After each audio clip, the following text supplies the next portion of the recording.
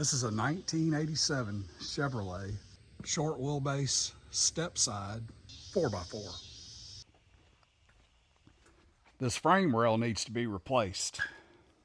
You can tell by the way that it is. The frame is completely cracked in half right here. They've welded a plate though, right here. There's a plate welded on the inside of the frame rail also. The frame's also cracked and welded here and right here. It was completely in two pieces right here.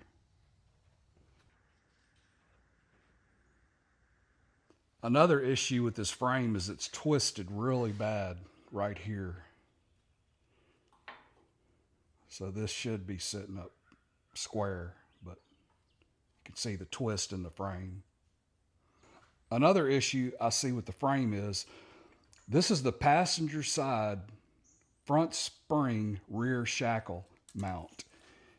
And if you measure it, it measures around 5 3/4 inches.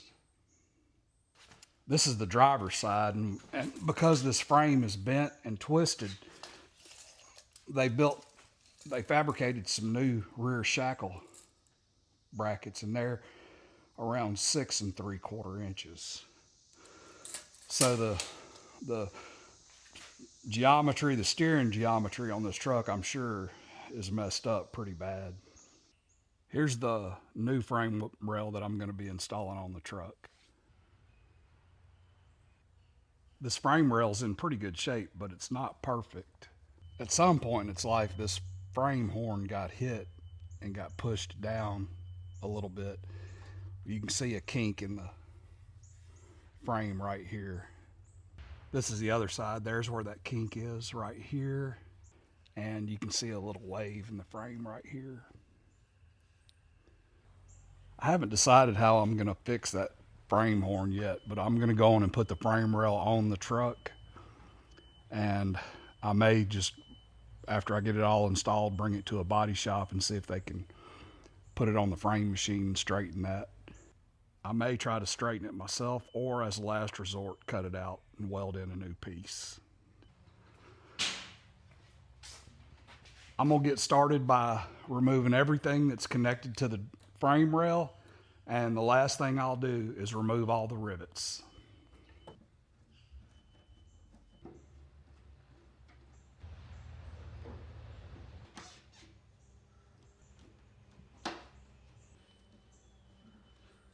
Well, I was going to try to save these hoses, but it doesn't look like I'm going to be able to. They're on there.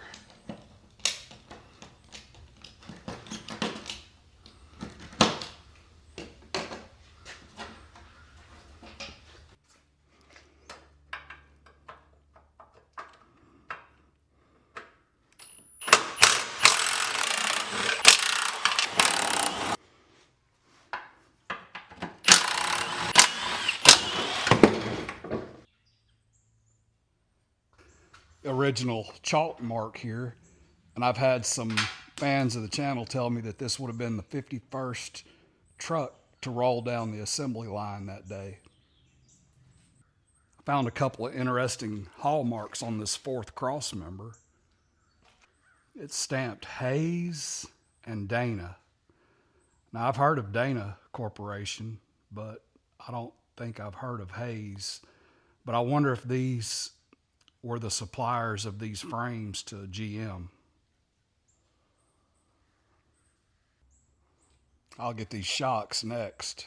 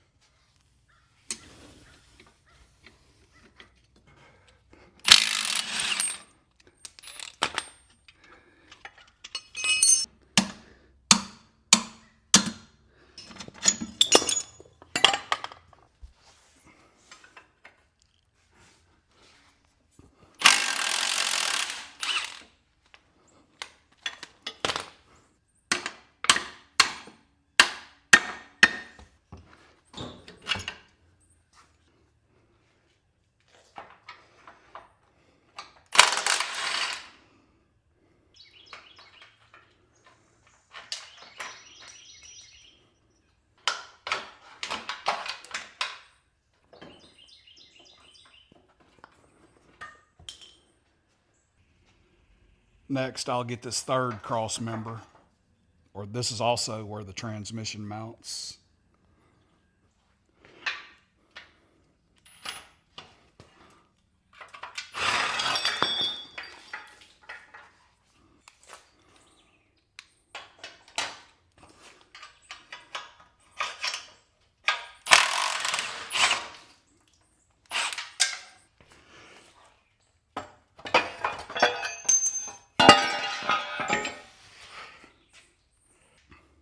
I'll take these exhausts off next. They're tack welded on the underside here. I'll see if I can cut them tacks off.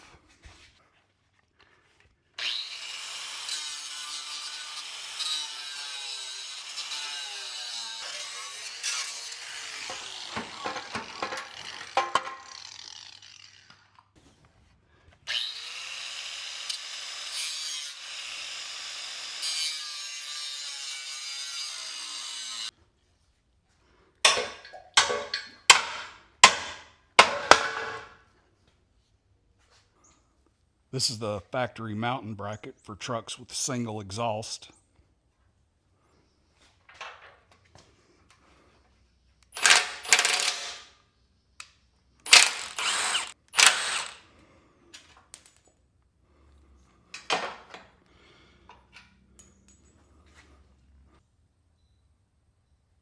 The next thing I'm going to do is pull these engine mounts so I can get all these fuel lines off and brake lines off in one piece.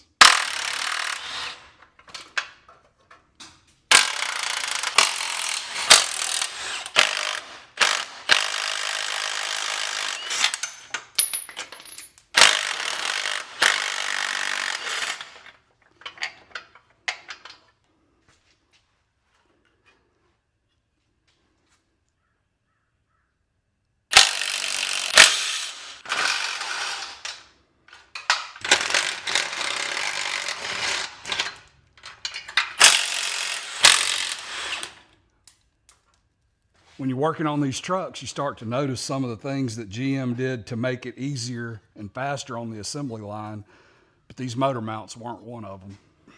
Each motor mount had 6 7/16 grade 8 bolts holding it on.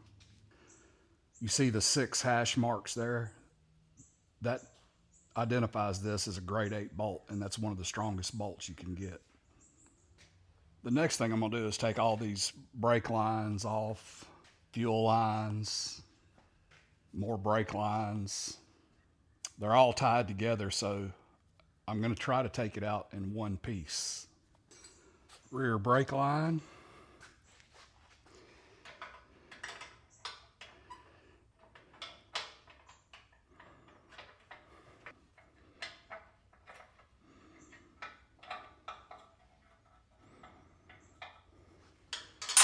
I'm going to tape these up to keep little critters out of them.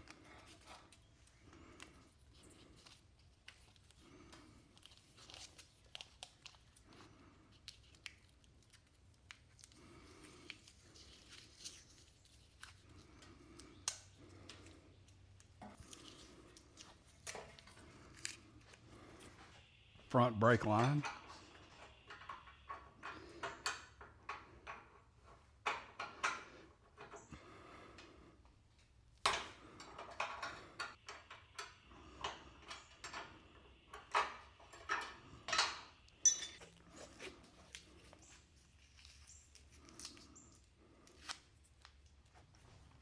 Proportioning valve.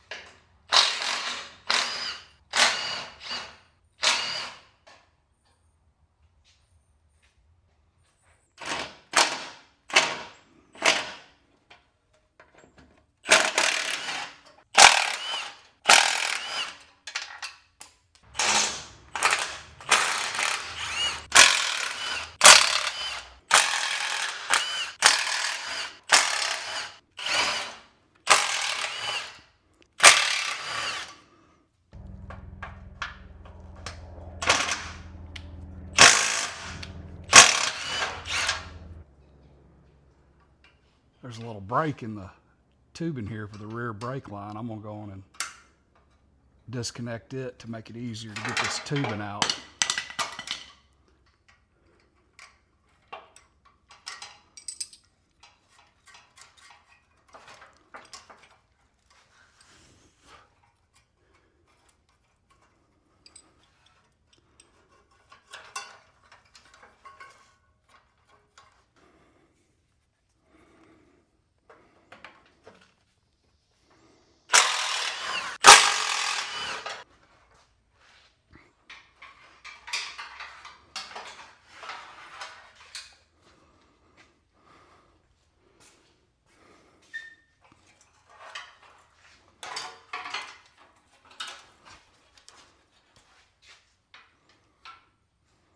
I forgot to get this passenger side brake line.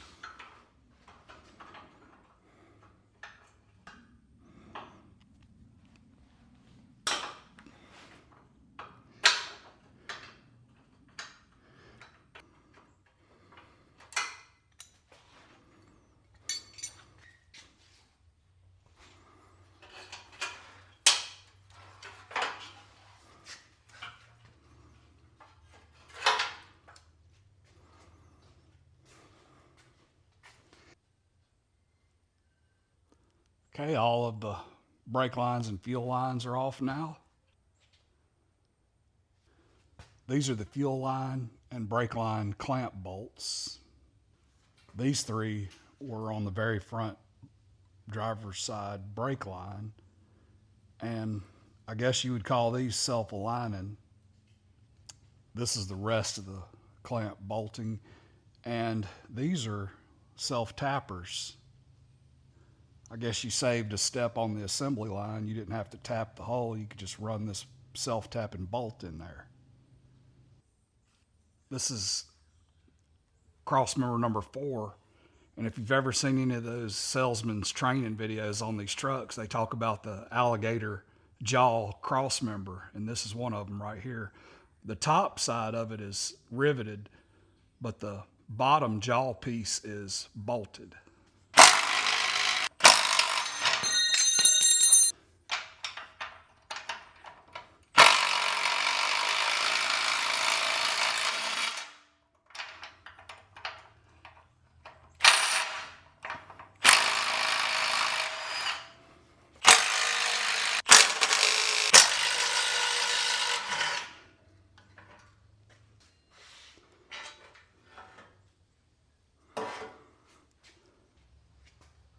That lower alligator jaw is bolted up with 3/8 grade 8 fasteners. This is a little wire harness clamp.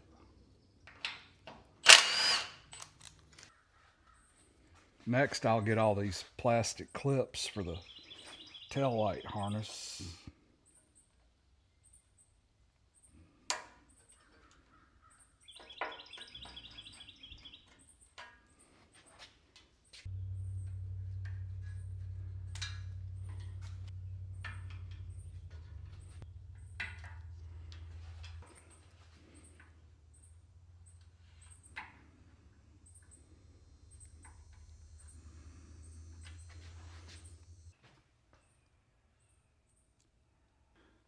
These emergency brake cables need to come out of that bracket right there.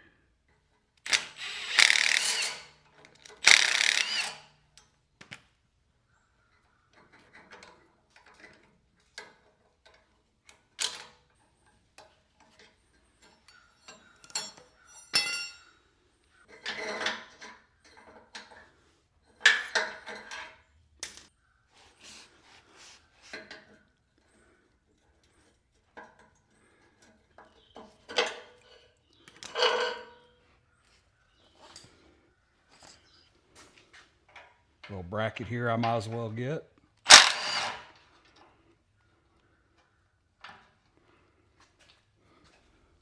I'll get these little rubber bumpers too. I may can use them on another project.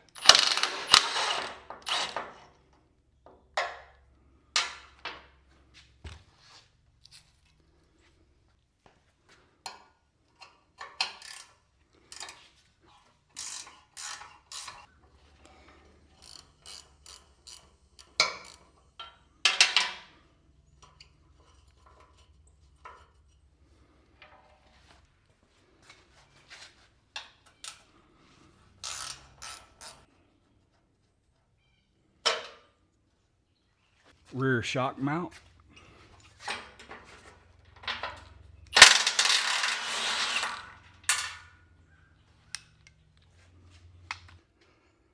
This is not an original shock mount. The original shock mount does not have this round piece on it. The original shock mount just has a nut here. Okay, that's everything but the front and rear spring shackles. Next, I'm gonna clean up this frame rail while I got good access to it.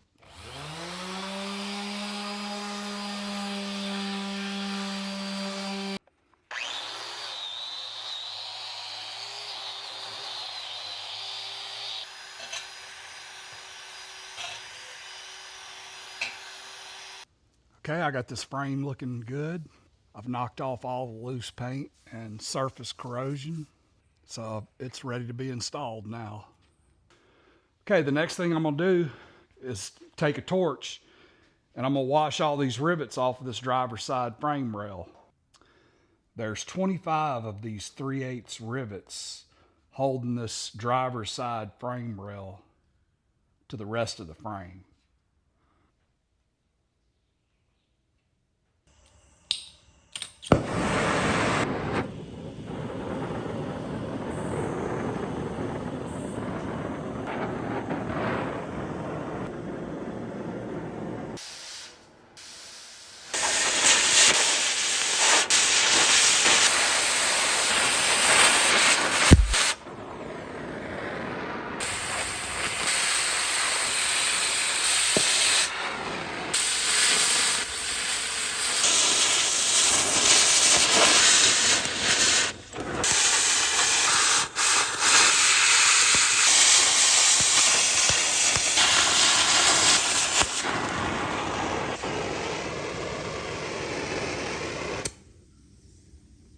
I'm going to go on and pull the 3 rivets out of this side so I can take this very front cross member out, so it'll be easier to work on that bent frame horn on that new frame piece that I'm going to put in.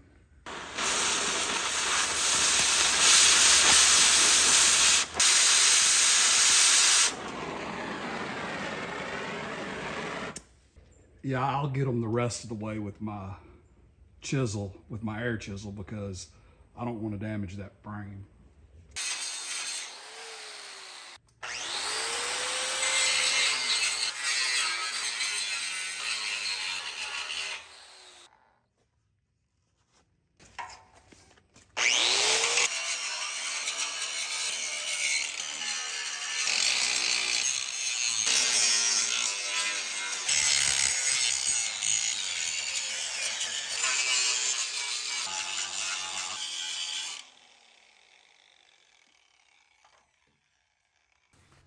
Okay, let's see if we can knock these rivets out.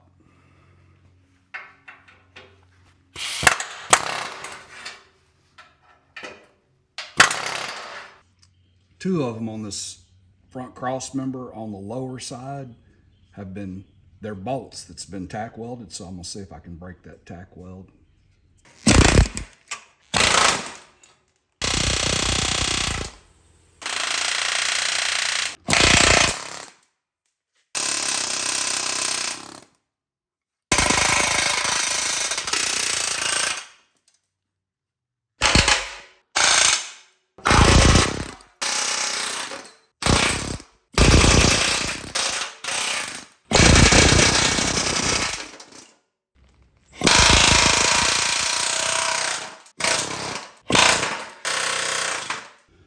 These 4 rivets on this 5th cross member were very hard to get out because they're going through a triple plate.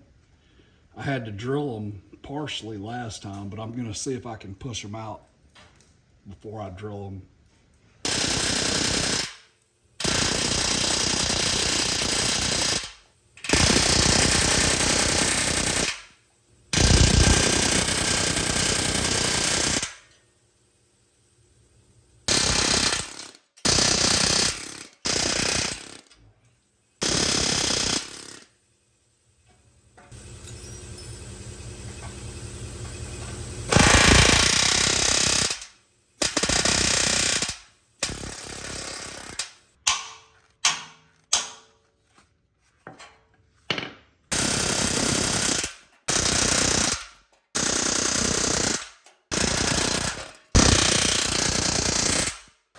Well, I got these two out. I'm going to have to drill these out.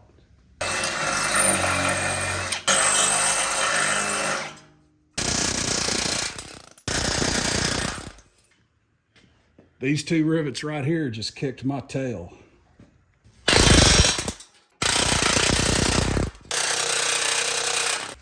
These are the last two rivets.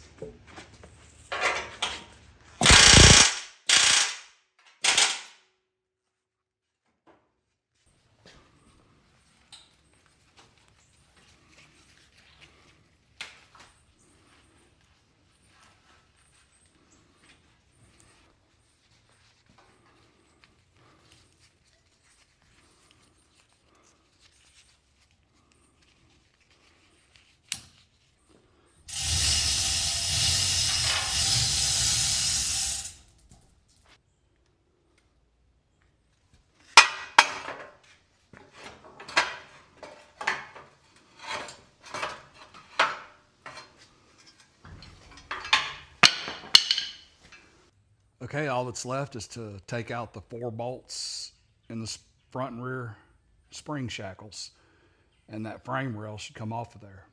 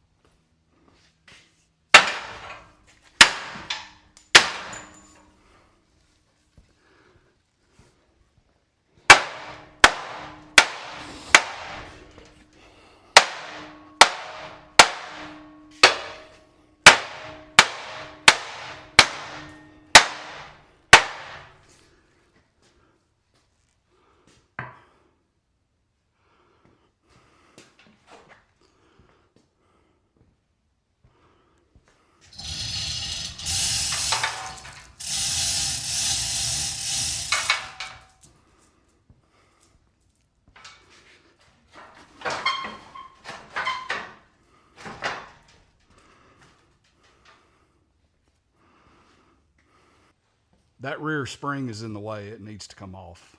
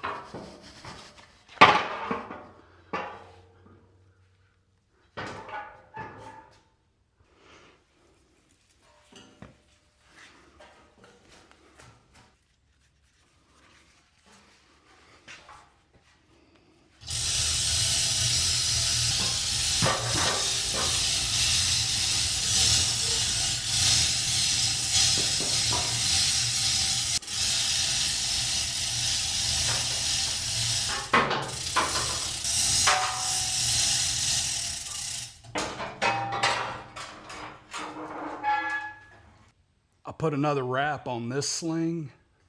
I moved this sling a little bit further forward so I could pick this frame rail up evenly.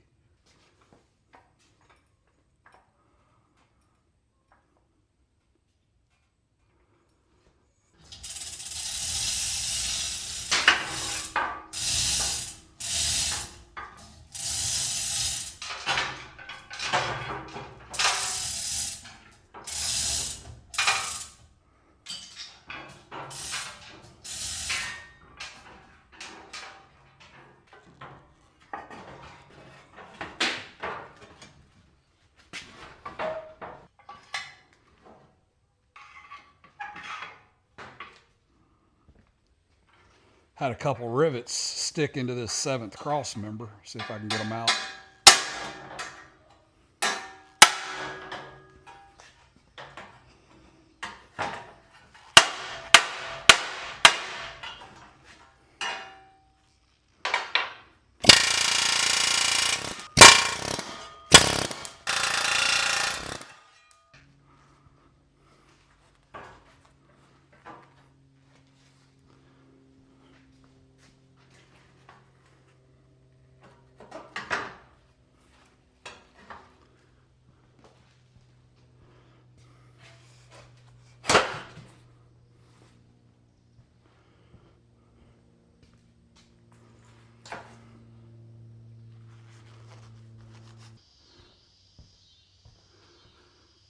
Okay, she's on there now.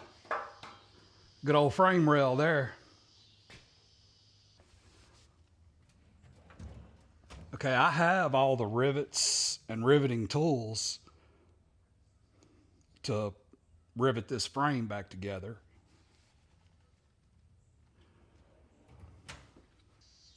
For now, just temporarily, I'm gonna bolt this frame together with 3/8 inch bolts and nuts. I'm gonna start with this 5th cross member.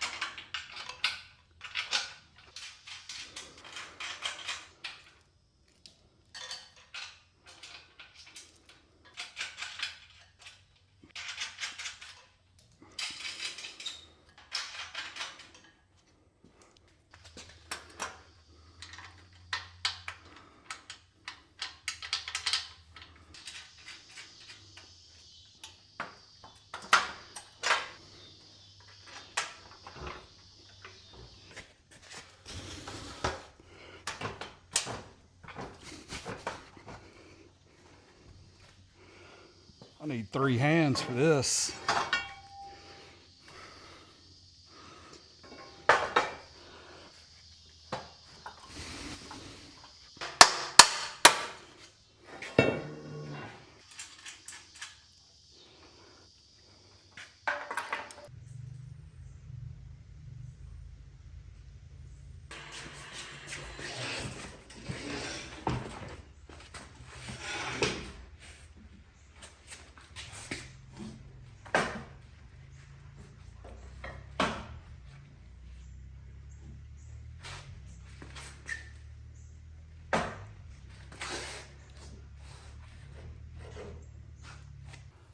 I see an issue right here. There's no pin here to align in here because of this wedge block that's installed in there. So later on, I'm going to have to look at that.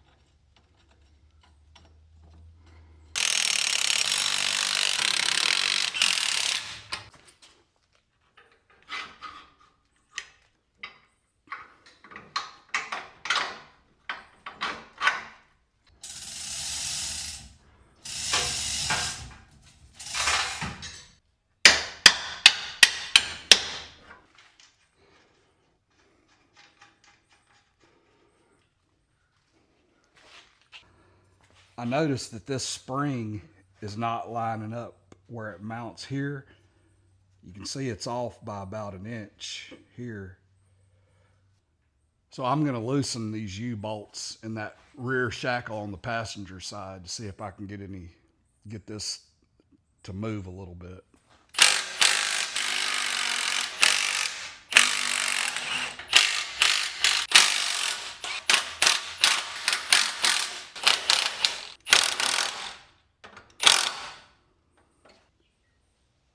These are them homemade spring shackles that I pulled off of that broken frame. And these are the correct spring shackles off of the spare frame.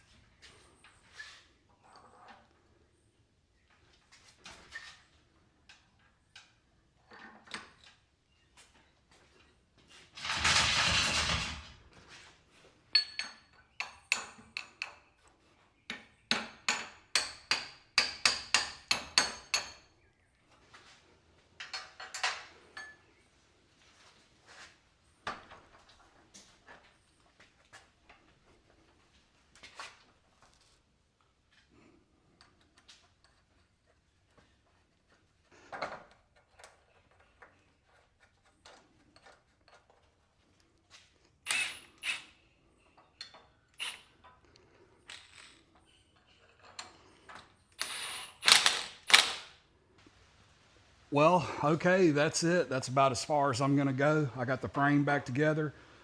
All the bolts that I put in are just hand tight because whenever I go to rivet this frame, I want it to be able to have some movement to fit them rivets. I didn't install this very front cross member. The reason I didn't install it is I want to fix this kink in the frame horn right here. And it mounts right here and it would be in the way. So once I get that fixed, I'll put that front cross member in.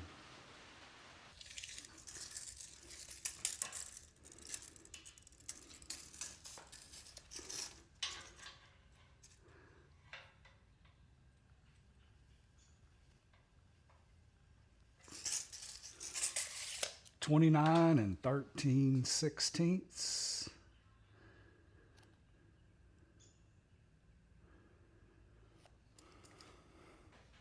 I did some quick measurements just to see where we were at with this frame. And one of the measurements that really surprised me was this radiator support. There's only a difference of about 1/8 of an inch. I'm really surprised because I thought that driver's side frame horn was bent more than that. But 1/8 of an inch, that's not even, I don't even think you would notice that when you put the front cap and cabin all on. So the cab measurements, front and rear, are very close. Except the passenger side, it's down about 7/16 of an inch, which I'll shim that when I put the cab on there.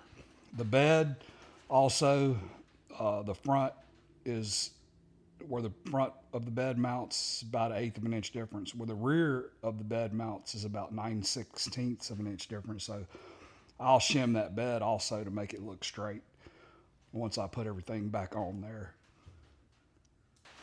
Man, this frame looks so much better. I'm really happy with the way this turned out. Now I probably got about 35 hours, including removing the other frame piece from the donor frame. And was it worth it? Yes, it was very much worth it to get this truck on the road.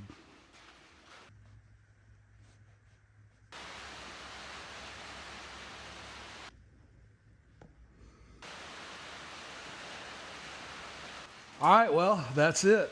In the next video, we'll see if we can get this frame riveted together. I'm actually not sure how I'm going to do it yet. I may try to heat them up.